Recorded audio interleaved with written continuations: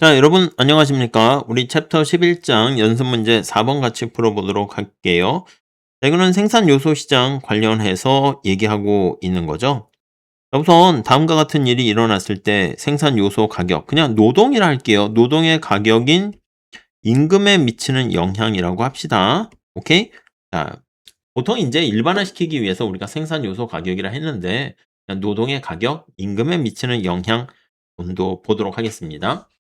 자, 우선 첫 번째는요. 여기 보시면 1번, 2번 같은 얘기인데 생산 요소 가격도 결국 생산 요소 여기서 노동이라 한다고 그랬죠? 노동의 수요 공급에 의해서 결정된다는 걸 보이는 거예요. 그래서 어떤 사건이 주어지면 그게 노동의 수요 곡선을 이동시키는 건지 공급 곡선을 이동시키는 건지 그걸 먼저 체크하는 것이고요. 1번에는 상품에 대한 수요가 감소하는 거야. 그러면 이게 생산 요소 시장도 영향을 미친다는 거죠. 그래서 이걸 파생 수요 관계를 우리가 살펴보게 되는 것이고요. 그다음 그 생산 요소를 대체할 수 있는 다른 생산 요소. 아니, 지금 노동에 대해서 초점 맞추면 다른 생산 요소인 자본이라고 할게요. 자본에 대한 공급이 증가하게 되면은 이게 이제 노동 시장에 어떤 영향을 미치는가? 뭐 이거는 노동과 자본의 어떤 관계에 의해서 달라진다. 이렇게 생각하시면 되겠죠. 오케이? 이해 가시겠죠? 그래서 여기 보시면 생산 요소 가격 임금이라 했으니까 이렇게 보시면 되겠어요. 임금은 뭐에 의해서 결정됩니까? 하면요. 첫 번째는 노동에 의한 수요다. 요게 영향을 미치고요. 그다음 노동에 대한 공급에 의해서 영향 미친다. 이렇게 볼 수 있을 겁니다. 특히 여기 나와 있는 노동에 대한 수요에 의해서 영향 미치는 거를요. 우리 앞에서 계속 얘기한 것처럼 한계 생산 가치야. 노동에 대한 한계 생산 가치. 얘는 P 곱하기 MPL이다. 네, 요런 관계를 우리가 생각해서 보시면 될 것 같습니다. 오케이. 자, 우리 1번부터 살짝 다시 한번 볼게요. 자, 1번은요. 그 생산 요소를 사용해서 만든 상품에 대한 수요가 감소. 우리의 관심사는요. 노동시장이에요. 자, 그래서 이렇게 되어 있어요. 노동에 대한 공급 우상향한다 하고요. 노동이니까 L 먼저 써서 이렇게 할게요. 노동에 대한 수요 이렇게 있어요.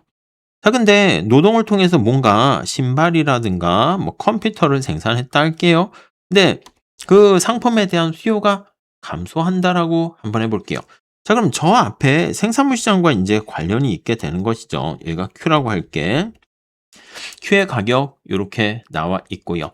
상품에 대한 수요가 감소하게 되면 이게 수요 곡선, 공급 곡선 이렇게 되는데 이 수요가 감소하니까 이렇게 이동을 하는 겁니다. 오케이? 이렇게 보시면 돼. 자, 그러면 P가 하락하고 거래량도 감소하죠. 새로운 균형점이 이렇게 돼요. 기존의 균형점하고 같이 비교를 해보면 거래량 감소하고 가격도 하락한다라는 거 알 수가 있습니다. 여러분, 이게 중요해. 여기 가격이 하락하게 되면 이쪽에 나타나는 노동의 수요 얘기할 때 이거 우리 뭐라고 했습니까? VMPL이라고 하지 않았습니까? P 곱하기 MPL이야. 그럼 P가 하락하게 되면 노동에 대한 수요도 이렇게 하락하게 된다. 이렇게 볼 수 있어요. 이걸 뭐라 그러냐면 우리가 파생 수요다. 이렇게 표현을 하게 되는 것이죠. 이해 가시죠? 네, 그 정도 정리하시면 되겠습니다. 물론 이렇게 되면 우리는 임금에 미치는 영향을 보는 건데 임금이 어떻게 돼요? 하락하겠지. 하락하겠지. 자, 근데 이 노동의 공급 곡선 이런 거에 의해서 달라지게 돼요. 만약에 노동의 공급 곡선이 지금 이렇게 돼 있지 않고 이렇게 돼 있다 할게요. 더 훨씬 가파르다 할게요. 여기서 하락하게 되면 더 크게 하락하는 거 알 수가 있어요. 그래서 뭐 노동의 공급, 노동의 수요 뭐 그런 건데 그건 이제 우리의 관심사는 아니고 이 정도만 볼게요. 상품의 수요가 감소해서 VMPL이 좌측으로 이동하면 노동에 대한 수요가 감소하게 된다. 네, 그럼 임금이 어떻게 된다? 그러면 임금이 하락한다. 이렇게 보시면 되겠죠. 자, 이거는 우리 여기 보시면 여기가 이제 노동시장이고요. 노동시장. 자, 노동시장과 무슨 시장? 상품, 생산물 시장, 상품 시장과 관련해서 얘기를 하는 거예요. 우리가 여기 나와 있는 것처럼 노동과 자본을 투입해 가지고요. 뭔가를 만들어요. 그게 생산이잖아. 이게 생산. 자, 그래서 여기 보시면 Q를 만들어. 지금 살펴보는 거는 뭐가 관심이냐면 여기 나와 있는 생산물 시장이 이런 식으로 노동 시장에 어떤 영향을 미치는가 그걸 살펴보는 것이고요. 자, 2번은요. 해볼게요.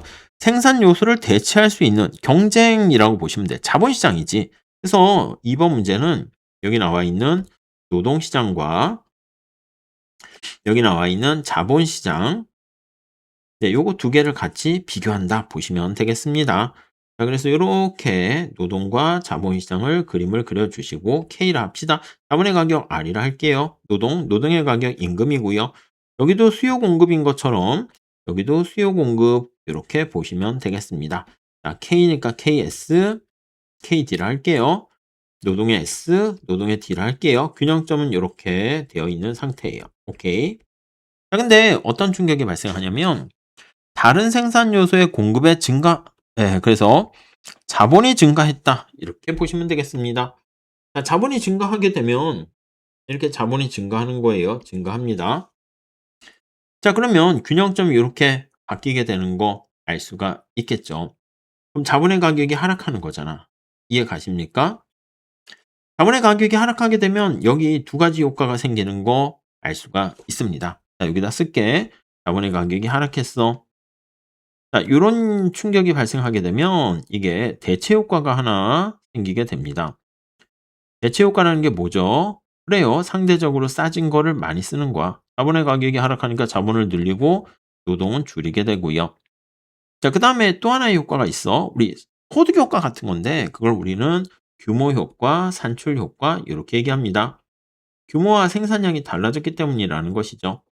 자본의 가격이 하락하게 되면 어떻게 돼요? 그치. 그러면 생산 비용이 떨어지게 되는 거잖아. 생산 비용이 하락하게 되면은. 그래요. 그러면 더 많은 생산량을 증가시킬 수 있어. 그래서 Q를 증가시킬 수 있습니다. 자, 그러면 파생 수요라고 그랬잖아. Q의 증가는 파생 수요로 자본을 증가시키고 노동을 증가시킨다. 이렇게 보시면 되겠죠. 이해 가시죠? 자, 그러면 요 영향이 어떤 영향을 미칩니까? 하면 기업인 거잖아요. 그래서 여기 나와 있는 것처럼 노동의 수요 곡선은 두 개 중에서 어느 게 더 크냐에 따라서 결과가 달라진다. 이렇게 보시면 되겠어요. 그래서 만약에 여기 나와 있는 것처럼 여기 나눠서 해야지. 대체 효과가 더 크다. 그러면 노동이 감소하는 거야. 요게 이렇게 감소하게 되고요. 그래서 이 빨간 색깔 같은 경우는 대체 효과가 여기 나와 있는 규모 효과, 산출 효과보다 큰 경우 이렇게 될 것이고요. 만약에 이렇게 우측으로 갈 수 있어. 이런 경우는 수요가 증가하는 거잖아. 그래서 이때는 대체 효과보다 규모 효과가 더 클 때, 이 규모 효과는 우리 산출량이 변하니까 산출 효과라고도 해요. 같은 말이야. 번역을 이렇게 한 겁니다.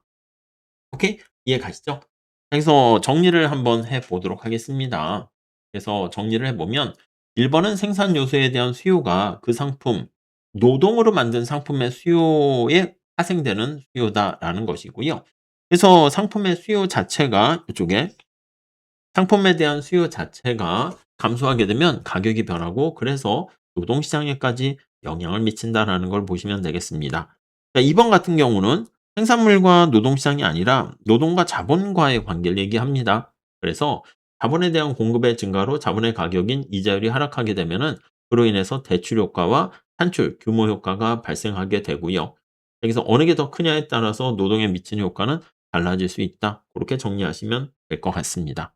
오케이. 어렵지 않습니다. 좀 근데 중요합니다. 좀 체크하시고 복습해 주시기 바랍니다. 자, 다음 시간에 이어서 5번 같이 풀게요. 감사합니다.